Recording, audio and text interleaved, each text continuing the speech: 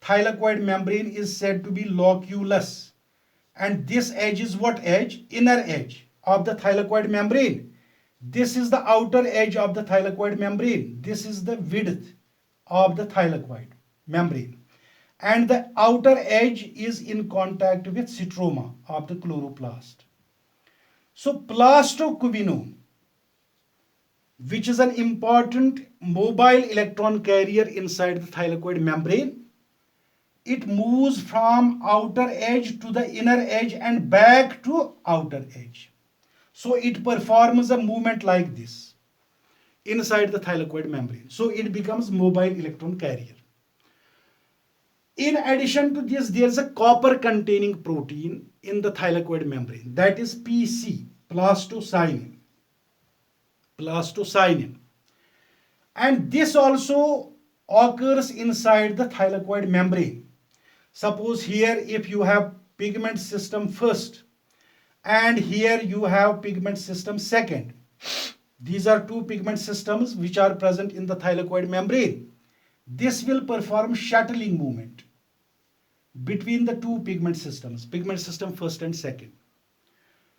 And these movements are performed during the photosynthetic electron transport chain that you will study about during the course of time. So these are those four supramolecular complexes. Now we have to deal with these four supramolecular complexes in some rather detail. First of all, we will try to see what is actually meant by a pigment system. Pigment system basically क्या चीज होता है? Pigment system is actually an aggregation of pigment molecules that belong to chlorophyll A, chlorophyll B, carotenoids, and some other pigments if they are present. For example, sometimes there are anthocyanin pigments also. But usually, we have chlorophylls A and B and carotenes and xanthophylls, and they are the photosynthetic pigments which can be seen in higher plants. Okay, so chlorophylls A, chlorophyll B, and carotenoids. Carotenoids are further of two types. One type you call as carotenes, and the other type you call as xanthophylls. Chlorophylls, as you know, these are green in color, whereas the carotenoids have colors other than green. They can be red, they can be orange, or they can be yellowish to brown.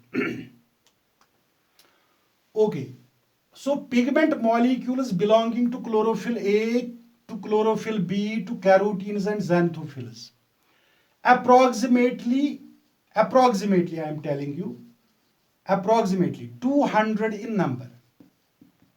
They become tightly associated with each other in the thylakoid membrane like this. They become tightly associated together in the thylakoid membrane to constitute a pigment system. Now the question is how much tightly they are placed to each other. The maximum distance between any two adjoining pigment molecules must not exceed 2 nanometers. 2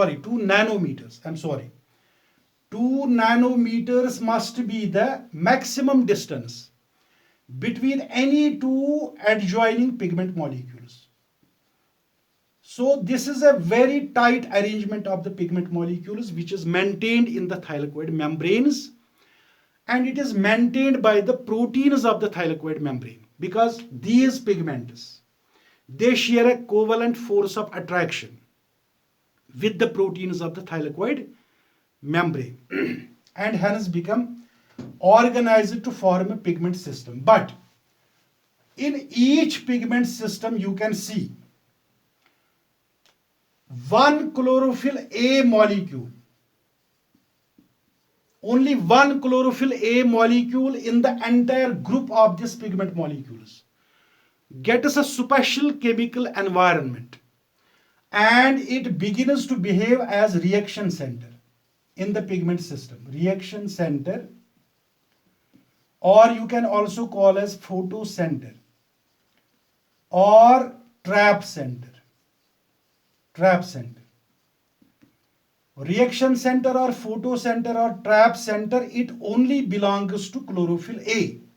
A chlorophyll B molecule can never act as a trap center, or any carotene or carotenoid or xanthophyll pigment can never act as a trap center. It is only chosen out of chlorophyll A.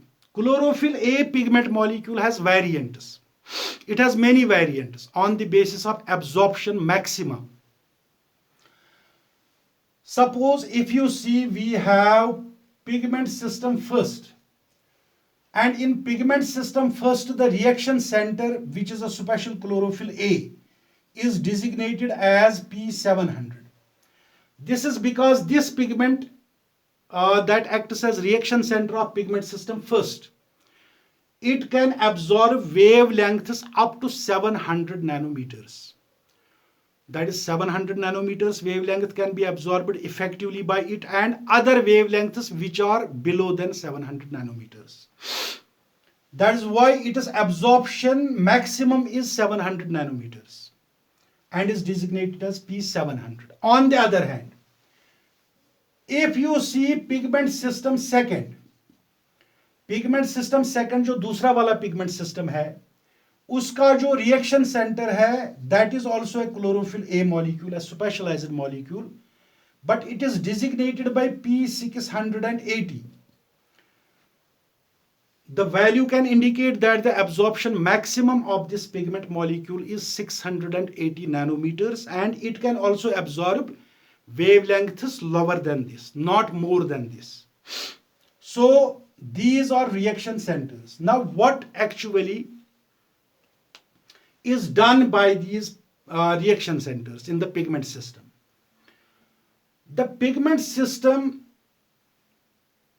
molecules, constituent molecules of a pigment system, they trap the solar energy in the form of photons, and that energy is finally to be transferred to the reaction center. Finally, it is to be transferred to the reaction center of the pigment system. That is the absorption of light ensured by various other pigment molecules in a pigment system is finally to be given to reaction center. When reaction center gets a sufficient quantum of light energy, it becomes in a position to emit the electrons. This reaction center actually emits the electrons. And if that electron which is coming out of reaction center, if that is accepted by a suitable electron acceptor in the thylakoid membrane, the energy is trapped and it will work in the process of photosynthesis. Now, if you see in a pigment system, the pigment molecules are arranged tightly upon the thylakoid membrane, and there are two regions. There are two regions of the pigment molecules in the pigment system. Suppose this is what you will call it as photocenter or reaction center of the pigment system. There are some pigment molecules which lie hidden. They are not exposed, and they make the core of the pigment system. And this is said to be core complex of molecules. Core complex. The molecules in the core complex are not exposed to sunlight. They are hidden, and they are covered externally by some other photosynthetic pigments like this. And those photosynthetic pigment molecules are actually exposed to light. Those which are exposed to the light make a complex which is called as light harvesting complex. Light harvesting complex. or you can call this complex also as antenna complex of molecules. Antenna complex of molecules. So this is the pigment system. So there are three important components of a pigment system.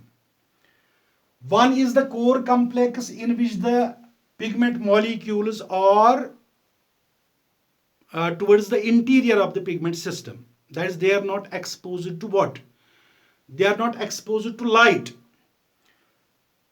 This is core complex. Then those core molecules are externally surrounded by another group of pigment molecules, and they make together the light harvesting complex or antenna complex. This is because they have to actually trap the solar radiation, or photons they have to trap. So they must be exposed. Core molecules are not exposed to light, but light harvesting molecules or antenna molecules are to be exposed. And along with these two components of the pigment system, there is one special type of chlorophyll A molecule that you can call as photocenter or reaction center. So these are the three components of any photosystem. Now we have two types of pigment systems. We have pigment system first, and we have also pigment system second, and both these pigment systems are present in the thylakoid membrane simultaneously.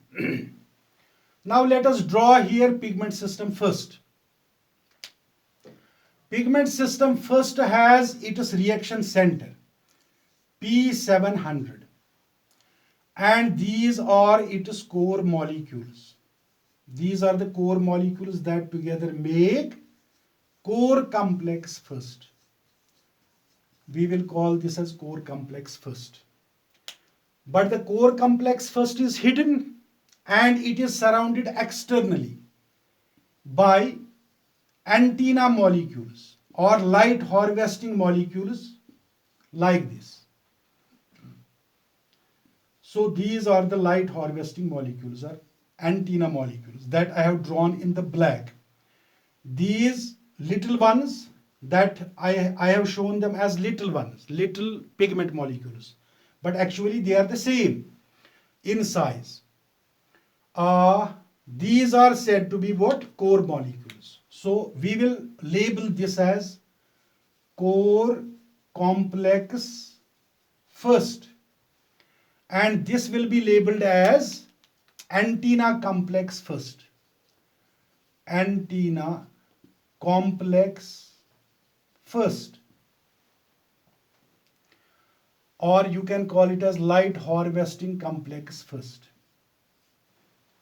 Now what happens in this pigment system? Suppose this antenna molecule is exposed to sunlight and photons will be absorbed. A photon, suppose, is absorbed by this pigment molecule. It gives the energy to this neighboring pigment molecule by means of a phenomenon that you call as resonance transfer or Foerster transfer. For this transfer of energy between the pigment molecules, they should be very close to each other. That is why the distance between them has been kept maximum at 2 nanometers. And this small distance can make it possible that this pigment molecule can hand over its absorbed energy to neighboring pigment molecule. Actually, this energy transfer is through excitations of the electrons. We have to study about this details of this will be given to you in the next lecture. When a photon is absorbed, the pigment molecule, or we can say the constituent atoms of this molecule, they have electrons in their shells. The electrons become excited from ground state to excited state, and if in the excited state or higher energy level there is no suitable electron acceptor, the electron comes back to the ground state, losing the previously absorbed energy in the form of long wave radiation or red light. So that light or energy will be now absorbed by this pigment molecule. And if its energy is not used in photosynthesis, it will hand over the energy to a core molecule. The core molecule will hand over the energy to another core molecule, and finally this energy will reach the reaction center. And same thing will happen here. The energy transfer will occur by resonance transfer or Fourier transfer, and in each case you will see light will be absorbed by core molecules, and it will be first handed over from light will be first absorbed by antenna molecules, and then from antenna molecules they will be handed over to the core molecules, and finally the energy will go into the reaction center. When this reaction center gets a sufficient energy, it begins to emit the electrons, and this generates a photosynthetic electron transport chain. So this was about what? Pigment system first. There is P700 reaction center, there is core complex first, and there are pigments which make the light harvesting complex first or antenna complex first. Now, after this, we have the pigment system second. Pigment system second. Its reaction center is P680. Similarly, it has a core complex second. ये इसका है core complex second, and then it is surrounded externally by another complex of pigment molecules, and we call this as antenna complex second. Antenna complex second, or you can call it as light harvesting complex second. So one important difference is here that differentiates PS first and PS second. एक तो है कि इसमें reaction centre P680 है PS second में, और PS first में था P700 reaction center. And one more important difference is here. This pigment system second, it contains a special protein here, and that protein is a metallic protein, manganese protein. Manganese protein इसके अंदर होता है, manganese protein. This manganese protein is absent in the PS first, and manganese protein along with certain ions here forms oxygen evolving complex, OEC. OEC means oxygen evolving complex. This is the site where water can be photolyzed and it will give us protons, electrons and oxygen. So this was about the two pigment systems. Now, I told you that the pigment systems are present inside the thylakoid membranes. But one important point you have to keep in mind, that is the occurrence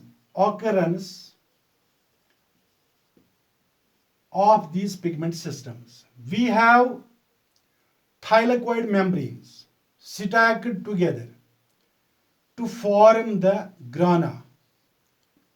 I am drawing here the stack of thylakoids. These parts of thylakoids which are appressed with each other, appressed parts. This is one thylakoid membrane and this is another thylakoid membrane. These two membranes are appressed together.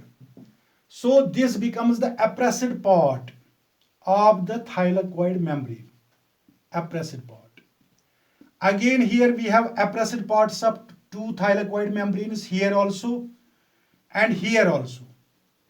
The rest parts of thylakoid membranes are non-appressed because they are not appressed with each other. Okay, now take the neighboring granum. Neighboring granum also contains the appressed parts and the non-appressed parts. Simple to say, the appressed parts are not exposed to stroma.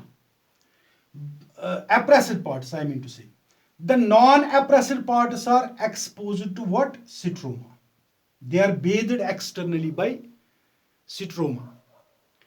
And also, if there is any long thylakoid or fret or stroma lamella or agranal thylakoid, that will be counted as non-appressed part because it does not appress itself with any other membrane.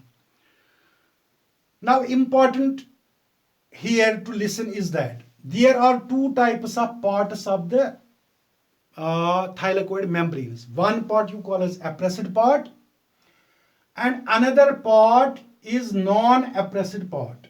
Non-appressed part or parts of the thylakoid membranes. जो भी appressed parts होते हैं, appressed parts, they bear abundance of PS second. They have more PS second. PS second in abundance in them. And PS first is scanty in those appressed parts. Now come to non-appressed parts. Non-appressed parts like these stroma lamellae or these parts which are externally in contact with what? Stroma. They are non-appressed parts and they contain abundance of PS first. उनमें PS second ज्यादा नहीं होता है, वो scanty होता है, लेकिन PS first क्या होता है, वो ज्यादा abundance में होता है. So this was about the two pigment systems. Now, after this, we have cytochrome B to F complex in the thylakoid membrane. This third type of supramolecular complex is cytochrome B to F complex. There are two units of cytochrome B. There is one unit of cytochrome F. There is also an iron sulfur protein, and these together make a complex called as cytochrome B to F complex. So this becomes a supramolecular complex, third supramolecular complex. Now the fourth one is CF0 to CF1, or we can say it as F0 to F1 complex. F0 to F1 complex. Actually, this is a knob-like structure. I will draw here thylakoid membrane. Thylakoid membrane I am drawing here. This is suppose the outer edge of the thylakoid membrane and this is its inner edge. This becomes loculus or channel of the thylakoid. This is the inner edge of the thylakoid membrane, inner edge. And this one is what? This is outer edge of the thylakoid membrane. I will label this as thylakoid membrane. Is it clear? And this is stroma part of the chloroplast. Thylakoid जो है वो इसी stroma के अंदर है. Now, here what occurs in this thylakoid membrane at many points, there occurs the F0 to F1 complex. तो ये जो F0 to F1 complex, ये एक बल्ब लाइक स्ट्रक्चर बन गया. इस बल्ब का जो हेड है, rather I will say the base, Suppose it is a knob-like structure. The root of this lies inside the thylakoid membrane, which is F0 part. The root of the knob-like structure occurs inside the thylakoid membrane. It is embedded in the membrane and is given the name F0 part. But F1 part, which is a rounded bulb-like structure, it occurs in the stroma of the chloroplast. This F1, and this F1, since it is a protein, and this protein will act as ATP synthetase. ATP synthetase enzyme, or you can call it as coupling factor. Coupling factor. Why it is called as coupling factor? Because it will help us to couple ADP, adenosine diphosphate, with inorganic phosphate to generate ATP. So ATP को बनाने में इसका role होगा F1 या F0 to F1 का role इसमें होगा. Suppose here you have ADP negative divalent negative adenosine diphosphate, and there will be inorganic phosphate. The two will combine with the help of F1 or coupling factor that will act as ATP synthetase, and ATP will be generated during the photophosphorylation, during the process of photophosphorylation. That's why it is called as coupling factor, because it couples these two to form ATP. So F0 to F1 complex, this occurs in the thylakoid membrane, which is another supramolecular complex. Again, one important point you have to remember, that is, we have, again we will come to appressed parts and non-appressed parts of the thylakoids. Appressed parts and non-appressed parts. I told you previously that appressed parts, these are rich in PS second. PS second is in abundance. PS first is scanty in them. They contain cytochrome B to F complex as well, and they contain CF0, F0 to F1 complex, but in scanty amount. Scanty. So they have abundance of PS second. They contain scanty amount of PS first. They contain a good amount of cytochrome B to F complex, and appressed parts contain a scanty quantity of F0 to F1 complex. Now come to non-appressed parts. They have a reverse case of the above. That is, there is abundance of PS first. PS first बहुत ज्यादा होता है, लेकिन PS second क्या होता है? Scanty. इनमें scanty. There is an equal amount of cytochrome B to F complex. ये बराबर अमाउंट होता है, एडिक्वेट अमाउंट. और इसमें जो है F0 to F1 complex होता है abundant. ये छ आसान अथ मज ज्यादा in comparison to that found in appressed parts. इस डिफरेंस को आप नोट कीजिए. Very valuable for your NEET examination. Also in the board.